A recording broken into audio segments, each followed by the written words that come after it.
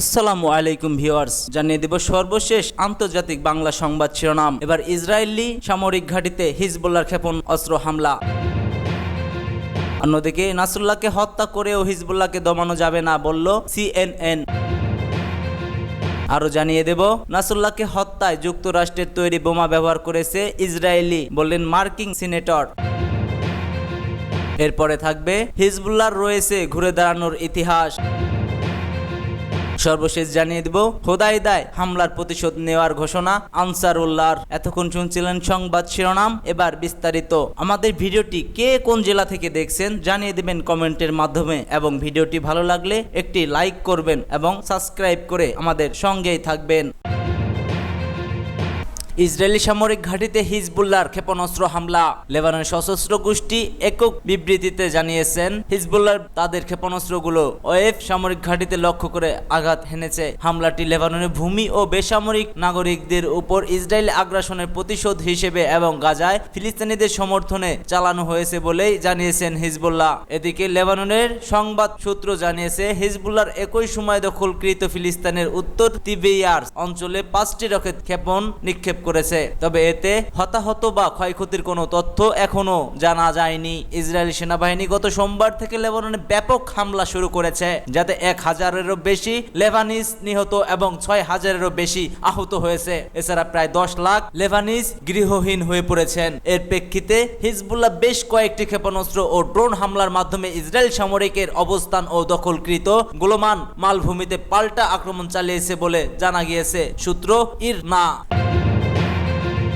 নাসরুল্লাহকে হত্যা করেও হিজবুল্লাহকে দমানো যাবে না বলল CNN। মার্কিন সংবাদ মাধ্যম যুক্তি দিয়ে বলেছে, ইসরায়েল এই হত্যাকাণ্ডকে এক সাফল্য হিসেবে দেখলেও বাস্তবতা হলো হিজবুল্লাহ নিজেদের পুনর্গঠন করে নতুন নেতা নিয়োগ করবে এবং তাদের প্রতিশোধ সংগ্রাম চালিয়ে যাবে। শুক্রবার রাতে বৈরুতে দক্ষিণে ইসরায়েলি বিমান হামলায় নাসরুল্লাহ শাহাদাত বরণ করেন। হিজবুল্লাহ শনিবার বিষয়টি নিশ্চিত করার পর একদিনই CNN তাদের বিশ্লেষণ প্রকাশ করেছে। CNN এর বিশ্লেষণের প্রেক্ষিতে বলা হয়েছে, নাসরুল্লাহ হত্যাকাণ্ড ইসরায়েলের জন্য একটি বড় সাফল্য, তবে এই হত্যাকাণ্ডের পরও হিজবুল্লাহকে নিঃশেষ করে দেওয়া সম্ভব নয়। প্রতিবেদনটিতে আরো উল্লেখ করা হয়েছে, অতীতেও ইসরায়েল হিজবুল্লাহ নেতাদের হত্যার চেষ্টা করেছে, তাতেও তাদের প্রতিশোধ সংগ্রাম থেমে থাকেনি। উদাহরণস্বরূপ 2008 সালে ইসরায়েল সিনিয়র দামেস্কে হিজবুল্লাহ সামরিক নেতা ইমাদ মুগনিয়াকে হত্যা করা হয়েছিল। তারপরেও হিজবুল্লাহর কোনো সমস্যা হয়নি, কিন্তু আরো তারা শক্তিশালী হয়ে উঠেছিল।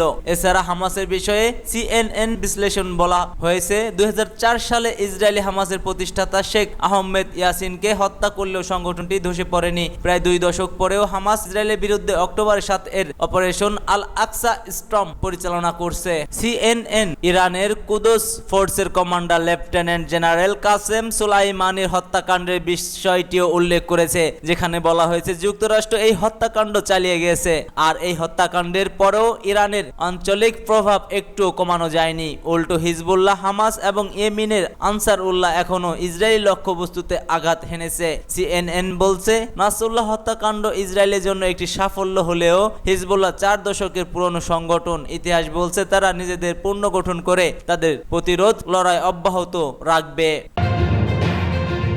নাসরুল্লাহকে হত্যায় যুক্তরাষ্ট্রের তৈরি বোমা ব্যবহার করা হয়েছে ইসরায়েলে। মার্কিন সিনেটর। লেবাননের বৈরুতে হিজবুল্লাহ প্রধান হাসান নাসরুল্লাহকে হত্যায় ইসরায়েলে যে বোমা ব্যবহার করে তা ছিল যুক্তরাষ্ট্রের তৈরি। গতকাল রোববার এক মার্কিন সিনেটর একথা বলেছেন। শুক্রবার রাতে বৈরুতে ইসরায়েলি বিমান হামলায় নাসরুল্লাহ নিহত হন। তিনি দশকের বেশি সময় ধরে লেবাননের শিয়াপন্থী রাজনৈতিক দল ও সশস্ত্র গঠন হিজবুল্লাহ নেতৃত্বে ছিলেন। মার্কিন senator armed services land sub কমিটার চেয়ারম্যান মার্ক কেলি NBC-কে দেওয়া সাক্ষাৎকারে বলেছেন, ইসরায়েলে 2000 পাউন্ডের অর্থাৎ 900 কেজি মার্ক 84 সিরিজের বোমা ব্যবহার করা হয়েছে। এটি যুক্তরাষ্ট্রের তৈরি গাইডেড অস্ত্র। নাসরুল্লাহর উপর হামলায় কোনো অস্ত্র ব্যবহার করা হয়েছে সে বিষয়ে এই প্রথম কোনো মার্কিন কর্মকর্তার কাছ থেকে বক্তব্য এলো। মার্ক কেলি বলেন, তারা গাইডেড অস্ত্রের অধিক ব্যবহার দেখিয়েছে, তারা এই অস্ত্রগুলো সরবরাহ করে থাকেন। ইসরায়েলি বেসামরিক ও সামরিক বাহিনী গত শনিবার বলে তারা বৈরুতের দক্ষিণ শহরতলিতে হিজবুল্লাহর কেন্দ্রীয়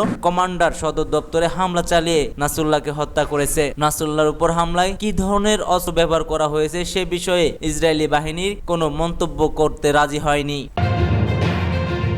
হিজবুল্লাহর রয়েছে ঘুরে দাঁড়ানোর ইতিহাস। হিজবুল্লাহ নেতা হাসান নাসরুল্লাহ মৃত্যুর খবর গত শনিবার নিশ্চিত করেছে সংগঠনটি। শুক্রবার বৈরুতে ইসরায়েলি বিমান হামলায় তিনি নিহত হন। তার মৃত্যু মধ্যপ্রাচ্যের সাম্প্রতিক ইতিহাসে একটি বড় ঘটনা হয়ে উঠেছে, কিন্তু এর দীর্ঘমেয়াদী পরিণতি অনিশ্চিত। তার মৃত্যু গুরুত্বপূর্ণ একটি প্রশ্নের সামনে এসে, আর তা হচ্ছে হিজবুল্লাহ নেতা এভাবে হত্যা করে কি সংগঠনটিকে দমিয়ে রাখা যাবে? এর সংক্ষিপ্ত উত্তর হচ্ছে তাদের একে নিশ্চিহ্ন করা যাবে না। তাদের ঘুরে দাঁড়ানোর ইতিহাস রয়েছে। ইসরায়েলের নিজস্ব ইতিহাস থেকে জানা উচিত যে এ ধরনের হামলা সবসময় একটি গোষ্ঠীকে চিরতরে নিশ্চিহ্ন করতে পারে না। এর আগে 2008 সালে ইসরায়েলি হিজবুল্লাহ সামরিক নেতা ইমাদ মুগনিয়াকে সিরিয়ায় দামেস্কে হত্যা করে। তাকে হত্যার পর থেকে সংগঠনটি আরো শক্তিশালী হয়ে উঠেছিল। 4 বছর আগে ইসরায়েলি হামাসের প্রতিষ্ঠাতা শেখ আহমেদ ইয়াসিনকে হত্যা করে, তাতেও হামাসকে দমানো যায়নি। 2 দশক পর তারা ইসরায়েলি বড় ধরনের হামলা করেছে। গত বছরের 7 অক্টোবর হামলা একদিনে 1000কে হত্যা করেছে হামাস। গত জুলাই মাসে ইসরায়েলি হামলায় নিহত হন হামাসের সামরিক শাখার প্রধান মোহাম্মদ দেইফ। তারপরেও গাজায় যুদ্ধ চালিয়ে যাচ্ছে তারা। যুক্তরাষ্ট্রকে এভাবে সশস্ত্র সংগঠনের নেতাদের হত্যার ইতিহাস রয়েছে। 2006 সালে ইরাকে আল কায়েদা নেতা আবু মুসাফ আল জারকাইকে হত্যা করে যুক্তরাষ্ট্র একে তারা বড় সাফল্য হিসেবে দেখছিল, কিন্তু 8 বছর পর ইরাককে আল কায়েদা আইসি রূপে আবির্ভূত হয়। এরপর আমাদের ত্রাস হয়ে ওঠে তারা। 2016 সালে তৎকালীন প্রেসিডেন্ট বারাক ওবামা পাকিস্তানে হামলা করে তালেবান নেতা মোল্লা আক্তার মোহাম্মদ মনসুরকে হত্যা করেছিলেন, কিন্তু এখনো তালেবান আফগানিস্তানকে ক্ষমতায় রয়েছে। সাবেক মার্কিন প্রেসিডেন্ট ডোনাল্ড ট্রাম্প বাগদাদে হামলা 2020 সালের জানুয়ারিতে ইরানের রেভলিউশনারি গার্ডের কুদস ফোর্সের প্রধান কাসেম সুলাইমানকে হত্যা করে। তার মৃত্যু ইরানের আঞ্চলিক শক্তি ও উচ্চাকাঙ্ক্ষাকে দমাতে পারেনি। এরপরে হিজবুল্লাহ, হামাস ও ইয়েমেনের হুতি বিদ্রোহীরা ইসরায়েলের ও ইরাকে মার্কিন লক্ষ্যবস্তুকে হামলা করে যাচ্ছে। যুক্তরাষ্ট্র তালেবান, হামাস, আইসি ও হিজবুল্লাহকে সন্ত্রাসী সংগঠন তকমা দিয়েছে। নাসরুল্লাহর হত্যাকে ইসরায়েলের জন্য গুরুত্বপূর্ণ পুরস্কার বলা যায়। হিজবুল্লাহর উপর দফায় দফায় হামলা, সংগঠন সদস্যদের টিজার ও অকিটক বিস্ফোরণ, ব্যাপক বিমান হামলা চালিয়েছে। হিজবুল্লাহর অবকাঠামো সাফল্য পাওয়া দাবি করেছে ইসরায়েল। নেতা হারিয়ে হিজবুল্লাহ এখন বিশৃঙ্খলার মধ্যে পড়লেও এতরুদ্ধ এর লেখা যাবে না। ইতিহাস বলে হিজবুল্লাহ আবার ঘুরে দাঁড়াবে এবং ইসরায়েল তার দীর্ঘ লড়াই চালু রাখ অন্য নেতাদের দায়িত্ব বহন করে দেওয়া হবে।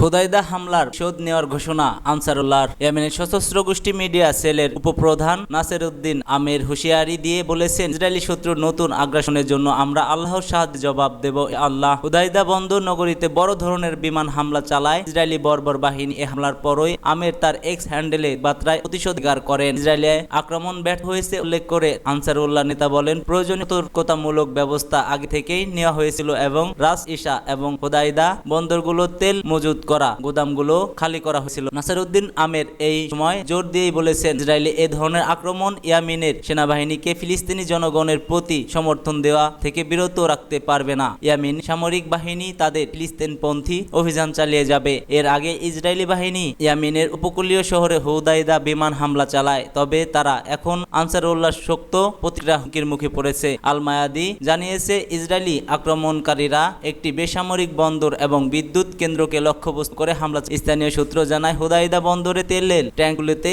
আগুন লেগেছে এবং হামলার ফলে ঘন ধোঁয়া উঠতে দেখা গেছে। নাসিরউদ্দিন আমির আরো বলেন, ইসরায়েলি শত্রু যে আন্দোলন বিভোর হয়েছে তা তাদের জন্য গুরুতর পরিণতি বয়ে আনবে এবং তারা অবশ্যই এর ফল ভোগ করবে। সম্প্রতি ইয়েমেনের সশস্ত্র বাহিনী ইসরায়েলের উপর 3টি ব্যালিস্টিক হামলা, যার প্রেক্ষিতে ইসরায়েল ও ইয়েমেনে পাল্টা আক্রমণ চালানোর সিদ্ধান্ত এবং হামলা মেহের নিউজ এজেন্সি।